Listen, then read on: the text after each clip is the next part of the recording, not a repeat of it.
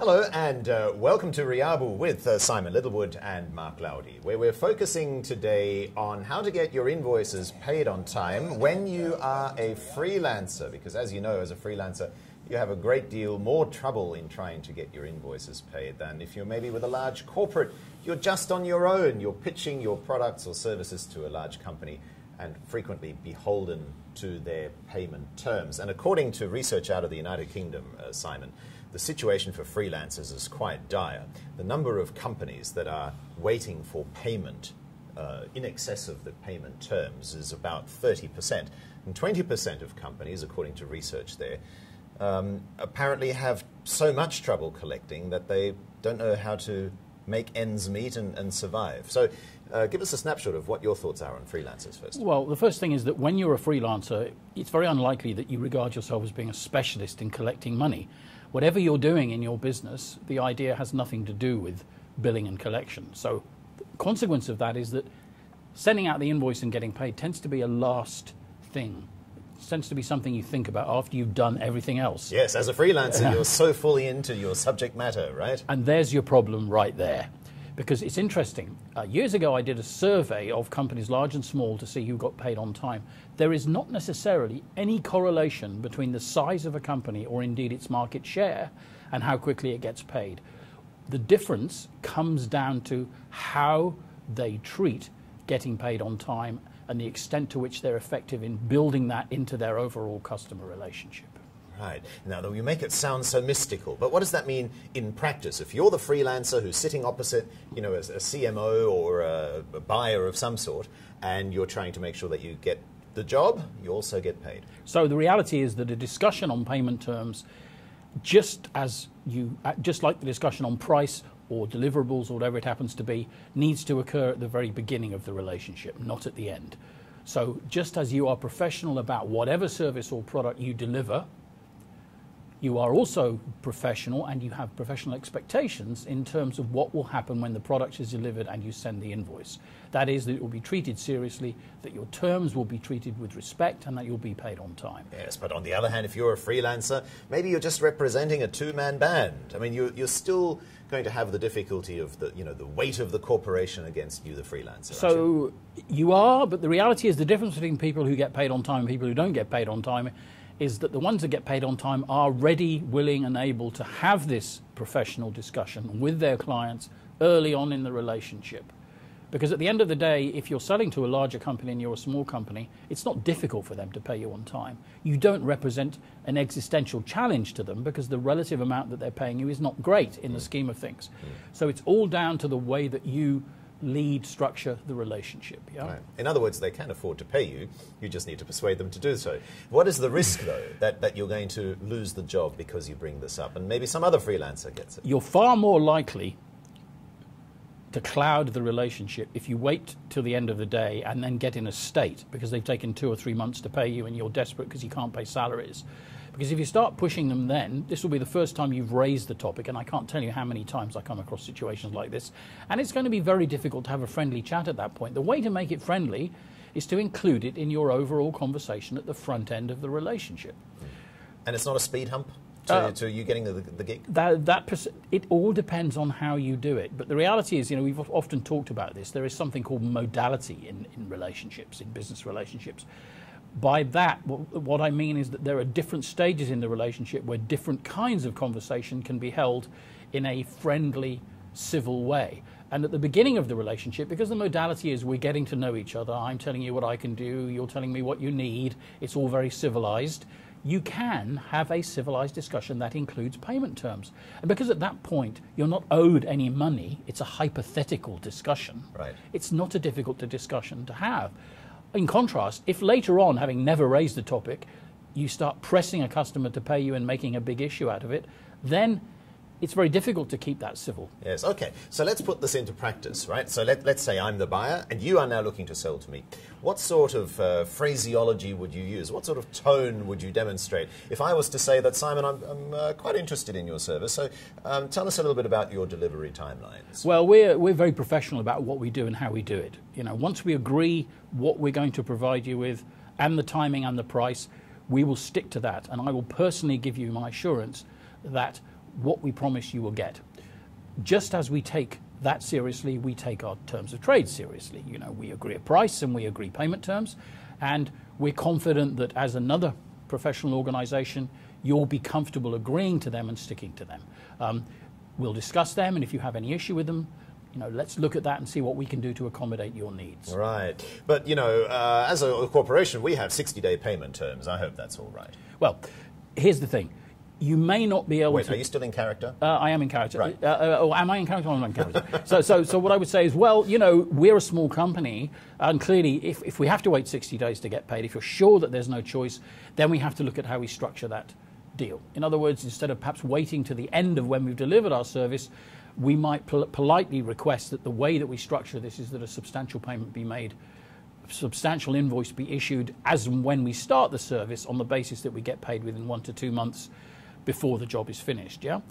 So you hit upon, inadvertently perhaps, another very important part of that discussion, which is how do you, as an organisation, pay your suppliers? Yeah. So it's not, and that it requires a detailed answer. So if there's an outsource, for example, you need to know that. So who's in charge of it? How does it work? How long does it take? You need to be forearmed with that information, because once you have that information, there are things that you can do to structure the way that you bill and collect. But again, I would say probably in the majority of times that I come across this, and certainly when I'm asked for help, it's because that conversation was never held. And all of a sudden, it's the end of the day, I've delivered the product, I need to pay my bills, I need to pay my salaries, and I'm now being told that I can't get paid for 2 months. Oops, you know? Yes. So that's not a good thing, okay? You need to, in this general discussion about working capital is something that every business needs, and most businesses, not all, but most businesses need more working capital as they grow. And by knowing when your customer is going to pay you, you can plan for working capital. If necessary, you can go to your bank and ask them to be a little bit. Because faced with the prospect that you're doing business with a reputable company and you're owed a lot of money, the chances are that you'll be able to have a little wiggle room in terms of how you operate your overdraft. I'm not advocating that. I'm just saying, if you're forearmed, if you've had that discussion, you're in a position to do a number of things to ensure that you don't have a disaster. Yes. If you decline to have it, and this is a conversation that many people are uncomfortable having. They've never had it before. They've never asked anyone, particularly a senior executive that they're selling to, that they want to like them. The fact of the matter is that professional sitting opposite you will respect you if you have that conversation in the right way, because yes, he's expecting it. He's not expecting to be given a service for free, or if he is, you shouldn't be doing business with him. Yes, that's right.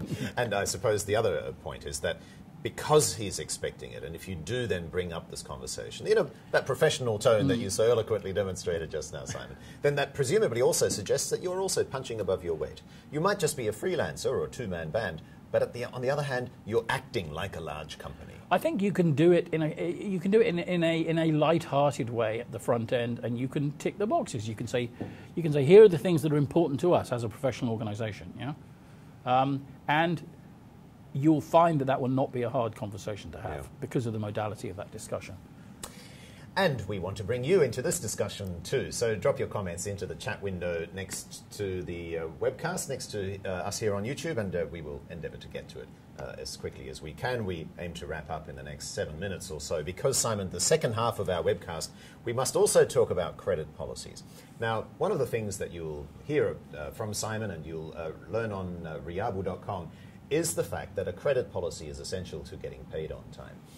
And you can explore the website for more details on that. But what's really interesting, Simon, is that this little mini industry has seemingly sprung up, offering credit policy templates that you can download and then you can present that to your client. How much use are these templates? Well, the challenge with credit policy, there's both an internal and an external challenge. Most people see credit policy is generally described as a document which describes the basis on which you offer credit to customers. So how you pick those customers, how you assess their credit worthiness, and what terms you extend to them.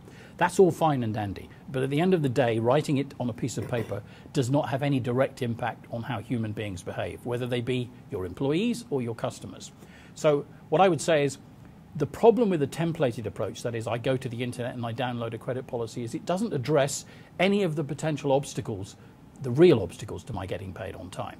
And if I look at what those obstacles are likely to be, first of all, within my own organization, is my commercial team, that is the people charged with going out and selling my products or services, are they comfortable having conversations with customers about what the credit requirements are? In other words, we can give you this much credit, but it's very important that you pay within our terms. Here are our terms. And continue to have that discussion, reinforcing it with customers at all times. Because very often, the first hurdle that companies fall at is that somebody in the finance department is dead keen that there be a credit policy, but everyone else who regards it as their job to pursue growth perceives it as a bit of a thorn in their side. And that's putting it mildly, because discussions can get extremely toxic. So unless everyone is singing from the same hymn sheet, starting right at the top of the organization, then the first problem that you have is that that piece of paper isn't even being saluted within your own organization. Once it's saluted within your own organization, that is that your team understand why it's important that you get paid according to terms, and they agree with what those terms are, and they're prepared to have those conversations with the customer at the beginning of the relationship and regularly during the relationship, then you have the challenges around making sure that the customer understands and embraces what he has agreed. And that requires a whole set of behaviors that, again, are typically different from how companies behave. I mean, a typical company might discuss a credit term at the beginning as a sort of an afterthought, might even put it on an invoice, but it's very likely that they won't chase for payment until it's already late. Okay, so the things that you need to do with customers include not just reinforcing the actual nature of the required payment term at the beginning of the conversation, but then ensuring that you have contact with the customers sufficiently early in the post-invoice payment cycle that they are aware that you are engaged, that they have an opportunity to articulate any challenges with the transaction, because, as we've said many times, customers, by and large, act in good faith. That is to say that although many of your customers might be paying you late, they are doing it in such a way that they can create a narrative that says they're actually good guys. Because we're all good guys in our own narratives. Yes. But in order for me to be a good guy and pay you late, I need to find a quibble, a discrepancy. So you didn't stipulate your terms, the invoice is not precisely accurate, you didn't mention this, you didn't, the company names are wrong, you didn't address it to the right person, you didn't use the right bank account. And, you know, both as an advisor to large clients and as operator of several of my own companies, there's all sorts of issues that companies can use in a gentle, loving way to postpone the moment where they have no choice but to pay you. But doesn't a credit policy fix that? Because you just put this to the customer and say, here are our credit terms, and these are the things that, that you need. The credit policy doesn't fix that, because a credit policy doesn't do anything to ensure that your order to cash, your order to cash process, the way you develop an invoice and how you collect it, is disciplined and accurate. So you need to do a whole bunch of things, both internally and in terms of how you interface with the customer, from the very moment that you take that order, to ensure that any potential obstacles to payment are removed. And a key thing about an obstacle to payment is it's much more likely to be something that you could or should have done differently. So in other, as I'm listening to you, Simon, it strikes me that actually you're not really talking about a credit policy. You're talking about behaviors, you're talking about having conversations with customers. So in other words, bolting on a credit policy or downloading one from the internet doesn't actually infuse the organization with the culture that payments are. It does very little. What it does is it creates a document you can wave around. You know, well, that's not going to get you paid on which time, achieves absolutely nothing. So yes, a good credit policy, which is thought through, is a critical start in your process of taking payment terms seriously internally and for your customer. But the reality is it needs to live and breathe. So the first thing is that when you build that credit policy, which says how you expect to be paid, when you expect to be paid, how you deal with issues that come up, you need to agree that internally, first of all. Right. Because so in other words, you need to write it internally, not download it from the internet. Well, you know, I wouldn't necessarily poo-poo downloading a template of some kind, but I would say that on its own is not really of much use to you. There's a big danger, which is you think you've got a template, oh, that's that. You know, all I need to do is attach that to all my invoices, and all of a sudden I'll be paid on time. Well, I'm sorry, it won't be like that. Yes. So the first discussion, as we've said, that you need to have is you need to have an internal discussion so that everyone is on the same page, and you need to amend the credit policy and put enough detail in so that everyone's comfortable with how you approach customers, how you articulate the issue of payment terms, at what times you mention that, and how you deal from a commercial and financial perspective with the entire billing to cash process so that you're on top of any issues that might prevent payment.